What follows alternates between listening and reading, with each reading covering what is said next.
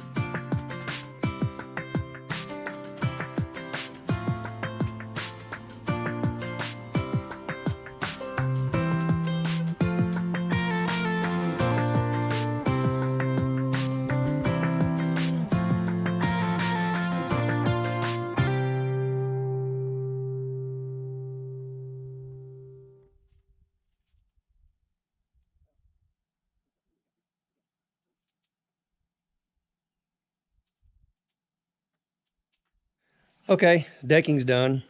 I know I'm going to get asked in the comments, so I'm just going to go ahead and address it now. The reason that gap is up there and I haven't closed it in is because I have 7 inches of rigid foam insulation that goes on top of this decking. Then your OSB goes on top of that, and then final roofing. So I'm going to go ahead and get all the decking down, the insulation, the final decking before I tie it in. It's a lot easier. That way I don't have to try to cut around all the rest of this, because I'd have to go above it and below with the insulation. So I don't want to do that. I'll just get it all decked, or the insulation on everything, and then come back and finish this part. Well, now that the decking is on, I'm starting to put the underlayment down. It's a little different than things I've used before. You know, it's not your conventional felt paper, so it's a little more tricky to get it tight, I should say. It tends to wrinkle a little easier, but it's got a really good grip. It's almost like walking on asphalt shingles. You can see where I started on this side already. So now I've got my overhang trimmed off over here on the other side, and now I'm gonna start on doing this side of the porch. I'll get this section done, and then I'm gonna try to go up with cover the rest of the roof today. It's got quite a bit to cover up by myself, but I think I can get it finished. We'll see.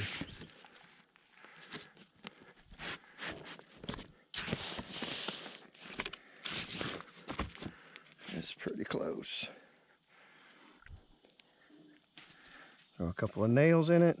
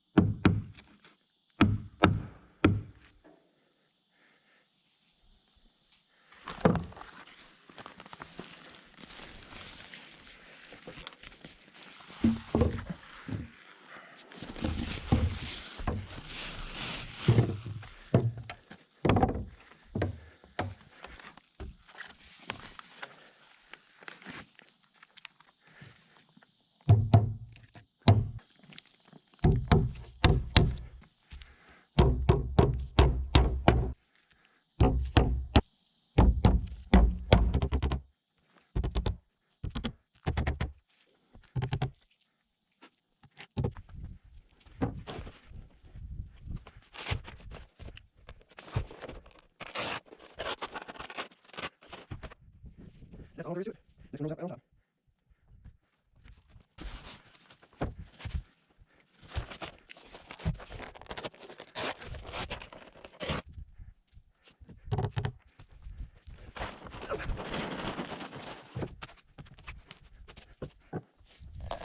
Okay, I didn't get nearly as much done yesterday as I had planned on doing, or as I wanted to do, and I'll tell you why. Man, putting this stuff up by yourself, it's a pain in the butt. This underlayment it's got a really good traction when you walk on it, but it's thick, and it's just hard to get the wrinkles out, and the wind's blowing, and yeah, and steep pitch. It's just a pain. So I'm gonna try to get the rest of it up today, but I'm gonna go a little faster. I cheated. I went and bought, here it is. I went and bought a cap nailer. Doing them by hand, yeah, you can do it. If I was a roofer, I'd probably still be doing it by hand.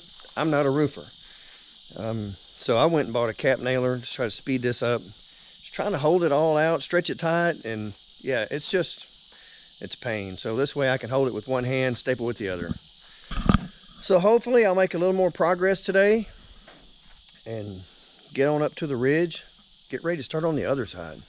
I am tired of doing this roofing business.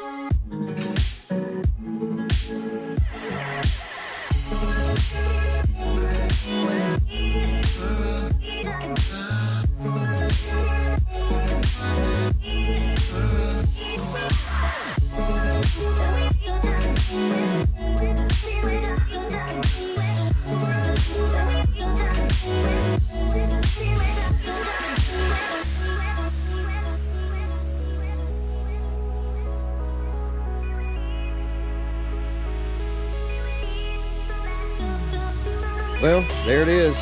The underlayment's down. I have one more row to put at the top. I'm not going to do it now. If for some reason it's going to rain before I get the other side decked and covered up, I'll go ahead and put it up there.